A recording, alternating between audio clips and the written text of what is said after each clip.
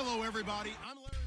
All right, thanks, Larry. NFL brings us to the heart of Texas and NRG Stadium in Houston. We count down to kickoff in what should be an epic one here between the New England Patriots and the New York Giants. And he'll take this across the couple extra yards up to the 27.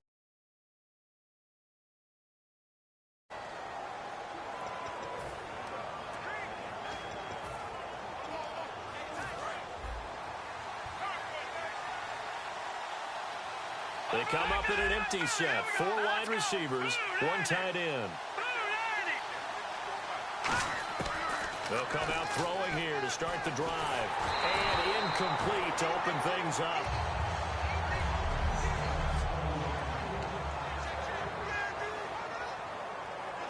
So the incomplete pass brings up 2nd down.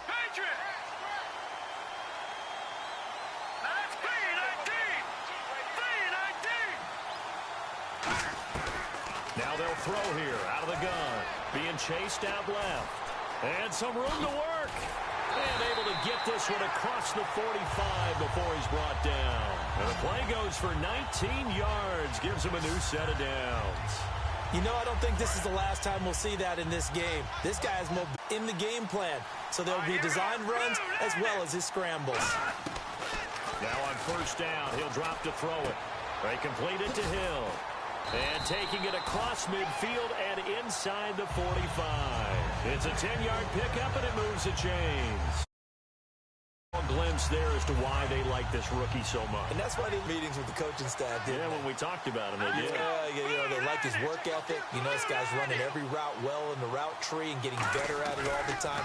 Really honing his game. They expect a pretty good jump out of him as things continue to move on. Give him 3 on 1st down. It'll set up 8.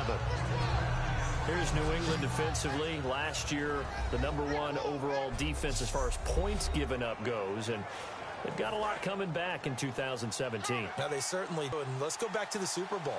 Trey Flowers, who was their leading sack guy in 2006, he had 7 in the regular season. He was a monster in the Super Bowl against Atlanta.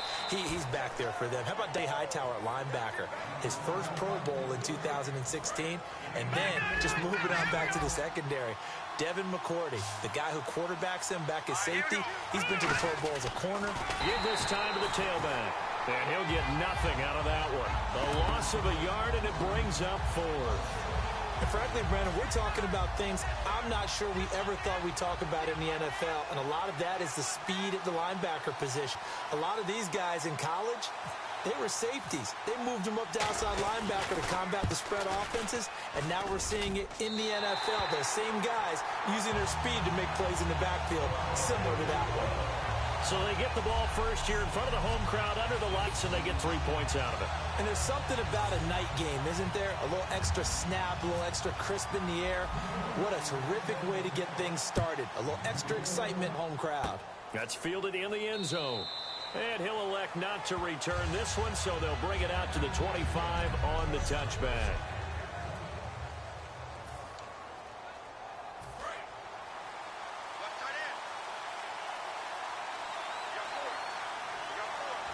Shift together here from the drive starts with a handoff to Blunt. And he powers his way up past the 30. It's a 6-yard gain on the ground, and that'll make it 2nd and 4.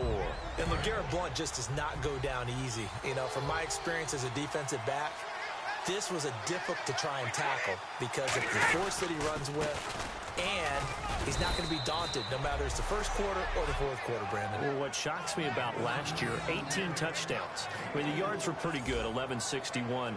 But when I think of New England, I don't think of a running back getting 18 touchdowns. Yeah, that to me, it was the calm made the 2016 season for him. Most yards in his career, most touchdowns in his career by far. And he's a inside the 5. He doesn't believe anyone's going to stop him. I always appreciate runners who understand situations. That was just 3rd and inches. No reason to dance around in the backfield and try and break off a bigger play.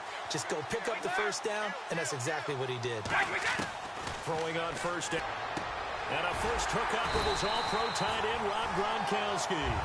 11 yards on the pickup, and it'll give the Patriots a 1st down.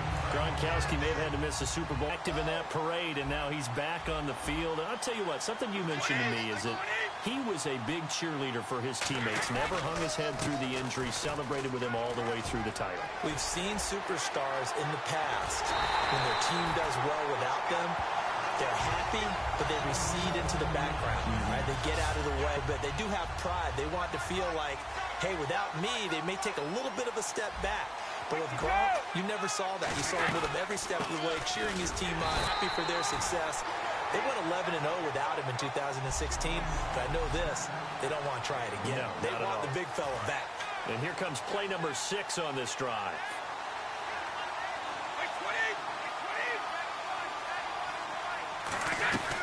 They try again with Lewis. And he'll get this one down to about the 10-yard line. Just a couple on the pickup there, and now it's 3rd down.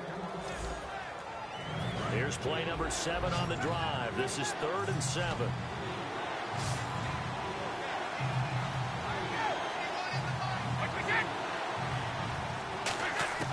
Throwing is Brady on 3rd down. And that's caught by Gronk for a Pats touchdown. Rob Gronkowski, a 9-yard touchdown grab. And the Pats have taken the early lead.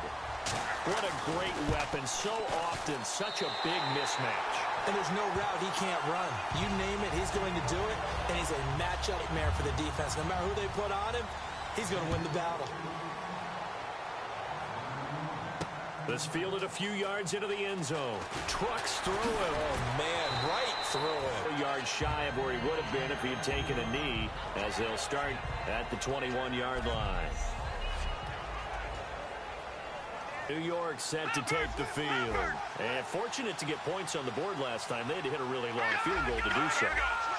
The kickers in today's game are so good, skilled, and hit from distances that we almost start to take them for granted. And we can't do that. That's a long field goal.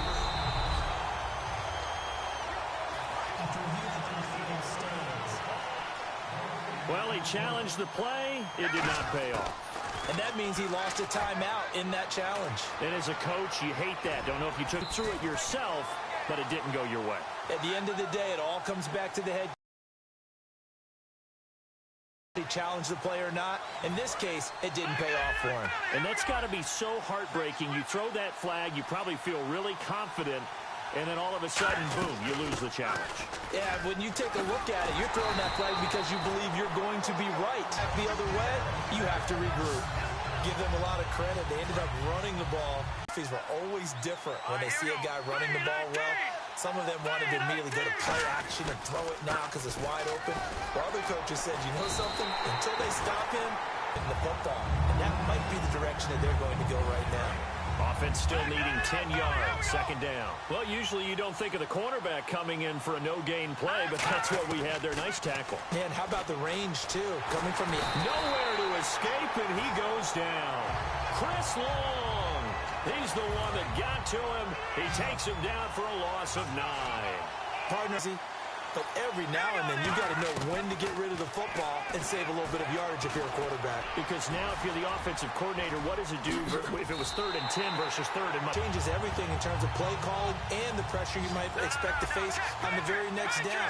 Had to throw the ball away and save the yardage. He didn't get it done. Back to throw here. Now they set up the screen. That's complete. 20. And he will take it on in. Giant touchdown. A big play there. 42 yards. And the Giants are going to jump back in front. Big 4th down conversion for the score. That is a tough pill to swallow. Big time for them. How about them just deciding to go for it on 4th down? And, okay, forget the field goal, because that looked like an easy 3 points. You might have had a defensive breakdown in there, but they pressed the issue and found a way to get it into the end zone. Give them big credit for that. That'll be taken in the end zone. And he'll elect to bring it out to the 25 on the touchback. Here come the Patriots again on offense, the Super Bowl champions. And, boy, they have been able to do it a lot of times, Charles, with unsung heroes, haven't they? Lived them through the playoffs. Hogan, White, Lewis, guys you just wouldn't think of. Yeah, Deion Lewis, a 5th-round pick, 3 touchdowns against Houston in the divisional round. Chris Hogan, undrafted. He ends up having 180 yards in receptions, 5 plays of 20 yards or more against the Pittsburgh Steelers. And how about James White, a 4th-round pick out of Wisconsin? Think about who he played behind while he was at Wisconsin, and he turns out to be the unsung hero of the Super Bowl. Would have been the MVP if it wasn't for Tom Brady. And you mentioned James White at Wisconsin. He was behind who? Melvin Gordon and Monte Ball. Correct. And there's a run to be happy with. Good, solid yardage. He'll take that anytime you hand the ball to him back. They'll run again with Blunt. And he's got the first before he's brought down at the 39. You 5 out of that one, and it moves to James. So it'll be first down here after the run. Well, partner, they might want to tear up their scouting reports a little bit here because they just broke tendency. 3rd down, you don't ordinarily a toss. They ran it, and they ran it really well and picked up the first down. I love the way the edges were sealed, which allowed him to get to the corner. 3 yards on the pickup there, and it'll be 2nd down.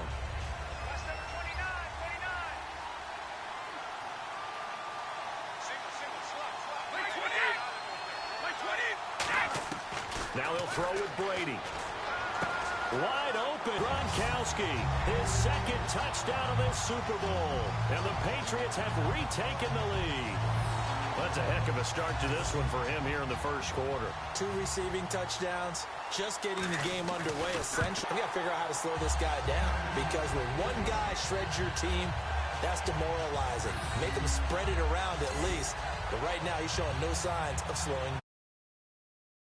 The touchdown, he'll send this 8-yard line.